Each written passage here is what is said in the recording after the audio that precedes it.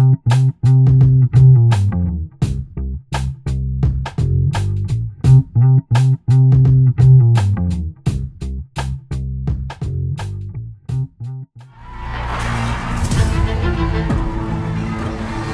have taken a city as thoroughly, as completely as if captured in battle. It was the only armed overthrow of an elected government. We really don't know how many people were murdered that day. Whole families have broken up and scattered. The homes representing their savings are deserted. I've always felt like this story was always meant to be told. In North Carolina, the Negro holds the balance of power. There was really no other major city in the South like Wilmington.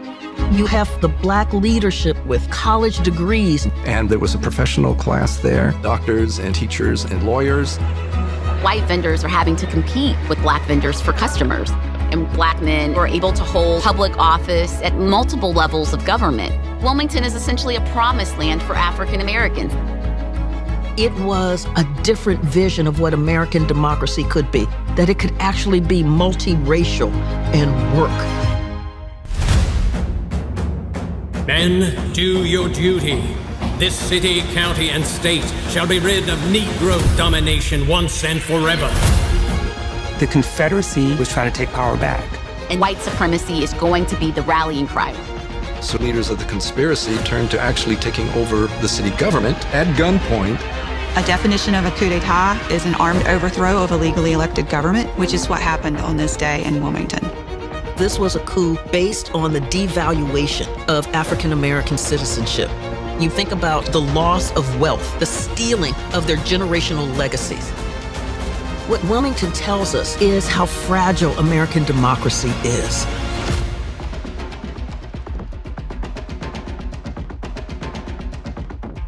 Hi. Hey, Adam. It's Hi, a Adam. reunion. Nice to see you again. It's a reunion. Yes. It is. It's good to see you both. Thank you. And I just have one question. How many more unknown stories are there? How many more forgotten stories are there? Because you guys are batting 1,000 already so far. Another story. I can't. Rocks to overturn. There's a lot.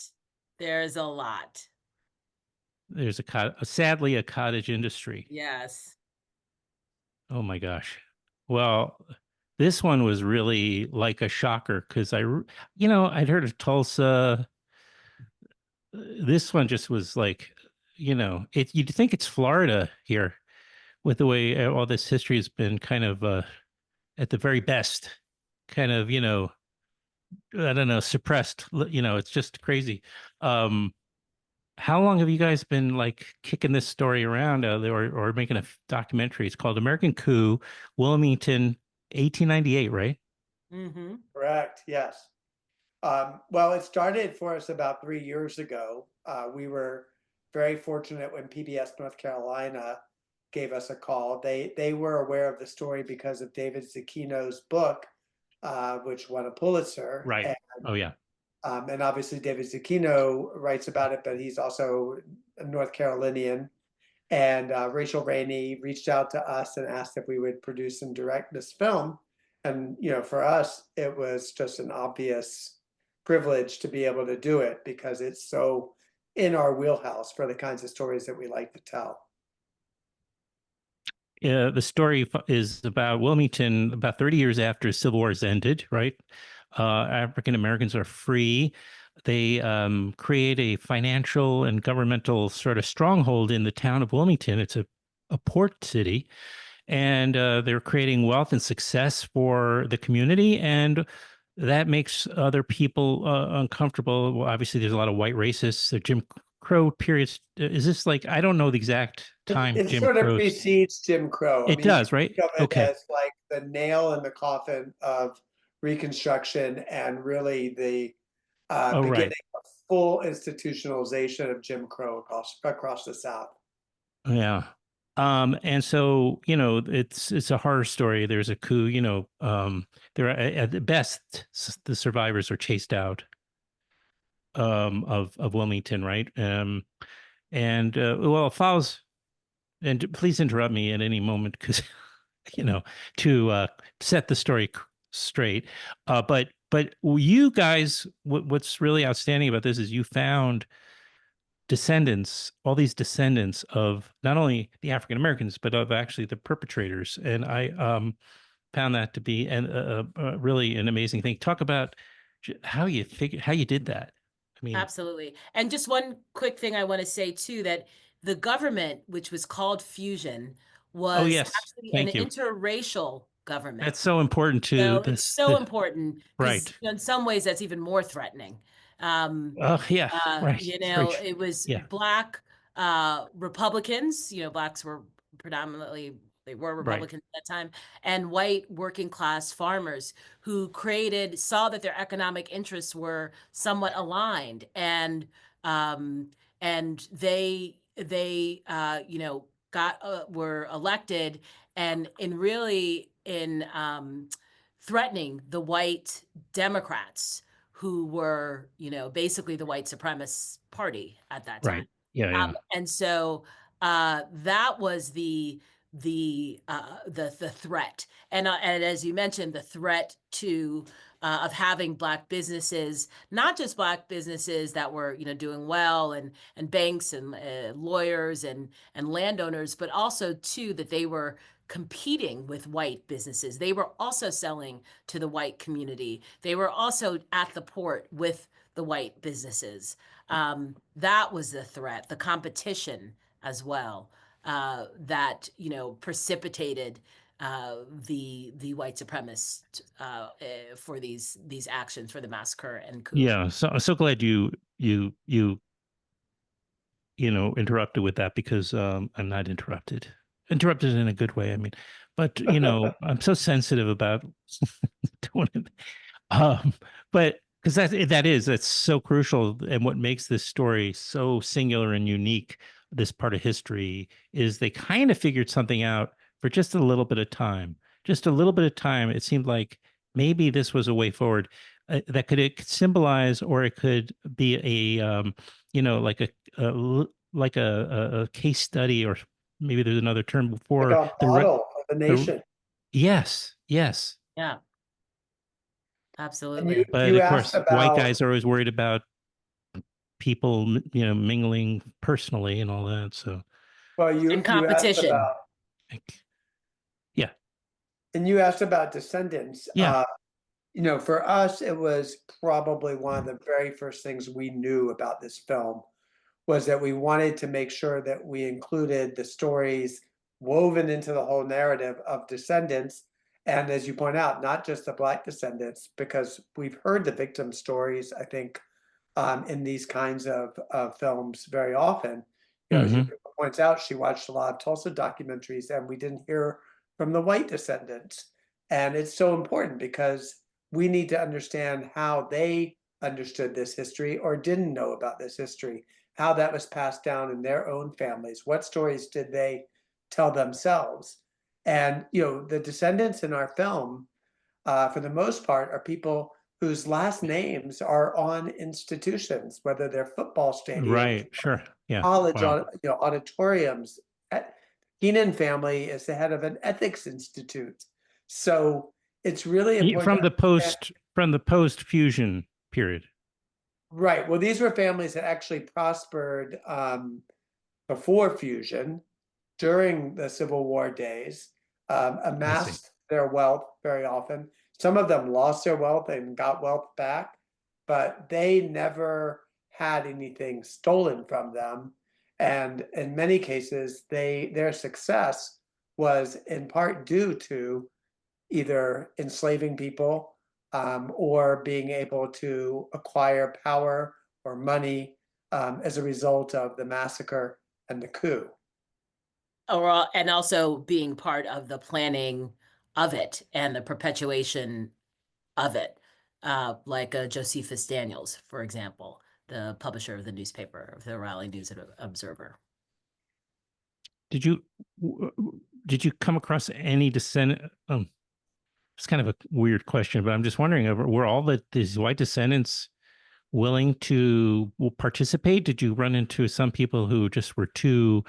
It was just too complicated. It was just too painful. It was just Or they didn't want to deal with it. or they just wanted to double down, or they just wanted yeah, right, exactly. Let it forget about it. Absolutely. Absolutely. I mean, the people who appeared in the film, black and white, are very courageous, and they're people who, Yoruba and I built relationships with, and were able to get to a point where we could trust each other.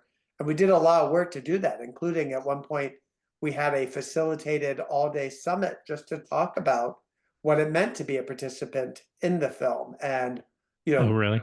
have transparency around the filmmaking process, all of it, not just, the singular interview act, but the entire thing. And, there are people whose last names say that they were clearly related to some of the perpetrators of these crimes, who just said to us, "Oh, that's not our family. We're not related to that person." So for every descendant you see in the film, there were many who either did not return phone calls or were not interested, politely declined, or More maybe interested, talked to us but stayed on background. more interested in looking forward, apparently, right? Why look backward? I would argue, though, that you cannot really look forward with eyes wide open unless you look backwards. That's salient point. Very salient. Yeah, I agree with you.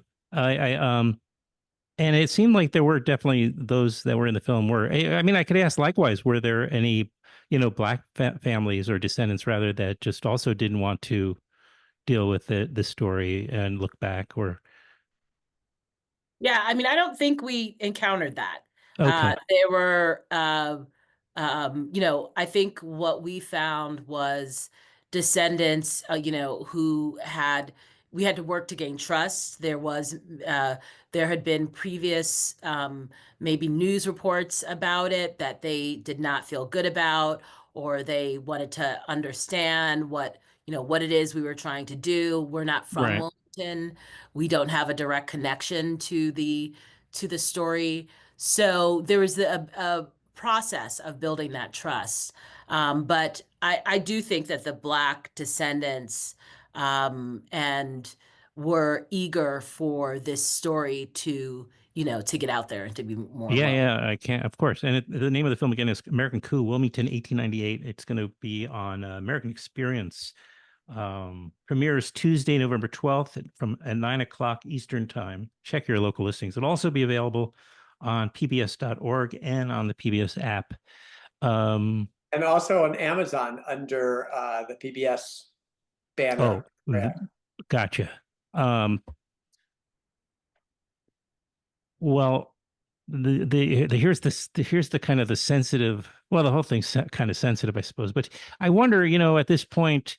Well, I was going to ask first. Let me take a step backwards. What I'm getting is that this story hasn't been told before. Is that possible? I guess. There was in terms of film, there was an independent film called Wilmington on Fire that came out in like 2016, around then. So there's an independent film that came out, and then there's actually a fiction film. I've only seen pieces of it, but I don't know how accurate it really. Right, and Zucchino's book, as you mentioned. Yes, and of course Zucchino's book, and there are a couple of other books too that have that are not in Florida libraries. Right, I understand exactly. Yeah. So here's this kind of the sensitive thing. Do these folks, do the descendants on the, on the sort of the perpetrated side, I wonder, do apologies and, I mean, from the heart, I'm not even doubting that I could see in the eyes and that these people are truly in this complicated, they kind of want to, apologize for what their ancestors did. On the other hand, it isn't them, but are we interested in that at all? Really, does it matter, or is reparations really the only thing that really is going to rectify, as much as it can anyway, this history? Well, I think that you see Lucy Macaulay in the film, and she's certainly been the longest, engaged the longest as a white descendant around this issue. And she's doing her own sort of personal reparations with that she's engaged in, and she's working with the descendants, the Black descendants, to figure out how they could demand everything from an apology from the town, from the city, from the state, to repair. So That's that is amazing. work that is being done. And then there's also, and this is also part of it as well, repair comes in different forms. They've also started healing circles with other white descendants as well, white descendants and Black descendants. And, to me, that is the beginning, that is the beginning and continuation of the grappling with history, and that's really the beginning of whatever kind of repair comes after, to really figure out how we grapple with this history, and certainly from the perpetrator side, which, is very hard to do, how to grapple with that history. And so those things are taking place. And I was going to say that, I don't think we should minimize any step that people take, because it's so hard in this country, which is so steeped in denial of its past. And, I remember very well that when Congressman John Lewis was approached by a person who beat him up in North Carolina, he said it was the first time that anybody from that era who had done this kind of violence to him, and he was beat up, Yeah, I remember. times, ever came forward to offer an apology. So it's very rare, and it's special, and it's the first step, or a step, towards accountability. Again, it's called American Coup, Wilmington, 1898. And I kind of was joking at the beginning about that, about how many these little known stories is the phrase, and there really just are probably many, many more. Right? I mean, Absolutely. Absolutely. I mean, there were over 170 massacres that took place between the Civil War and Tulsa, which we know a lot more about because there was film footage in a sort of sadistic way. The whites who perpetrated that crime mounted a camera on their biplane, which is why we have some of this footage. But we don't have the kind of documentation of these other events. And in the case of Wilmington, it was deliberately buried. So there's a reason why we don't know this history. What on a personal level, as storytellers, I mean, how has been telling these stories changed you? Big question, I guess. Yeah. Go first if you want. Yeah. I mean, I think I'm just learning how to articulate this a little bit. I spoke about it before too, but I think that the denial that is so prevalent in the white community in America is very connected to my own experience of growing up, and being told that when I brought up things that had happened in America's past, like these kinds of crimes, was told, like, we don't really need to talk about that, or that's not, why do we need to talk about that at dinner? Or, being told that has nothing to do with us now, that's in the past. That is the perpetuation of the lack of accountability for who we really are. And it's not that we all need to, be sternly lectured or something, but that there's a kind of freedom and promise that comes with accountability. And, in a nation that is so divided and, by race, as what I'm talking about right now, I mean, you just think about it, like our neighborhoods are as segregated as they were in the 1960s. Our schools are as segregated. I mean, there's so much work to be done. So for me, I think it just sort of personally brought to light when I was having conversations with white descendants about whether they would or would not be in the film, it connected with so many core memories of my own experience. And, that was something to reckon with. Yeah, and I think for me, actually, it has been in some ways, even though these are hard stories and they're emotional and they're very dark, it's also given me hope because I've witnessed these descendants of specifically perpetrators working to grapple and coming forth more so than I thought. And so that has been a if a positive or hopeful note for me, that white people specifically are engaging in the work. And we don't hear about those stories enough, and those people enough, and that work enough. Yeah.